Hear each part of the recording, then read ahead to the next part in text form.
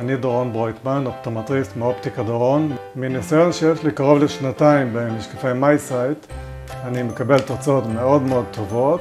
אני מאוד מרוצה מהתוצאות, אני עוקב אחרי עשרות ילדים, ואנחנו רואים ממש עצירה כמעט מוחלטת של עצירת קוצר הראייה בשנתיים שאנחנו עוקבים אחרי ילדים. הנקודות שאנחנו רואים על עדשות המשקפיים מהוות איזושהי רתיעה מסוימת, במיוחד של ההורים כשהם רואים את העדשות.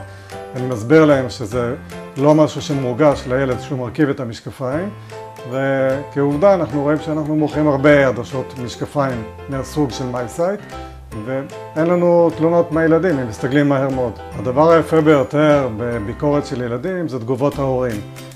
ברגע שהם מקבלים ממני את התשובה שהמספר לא עלה, המספרים יציבים, אנחנו רואים פשוט חיוך מאוזן לאוזן, ופשוט הם נדהמים מהתוצאה והם מאוד מאוד שמחים.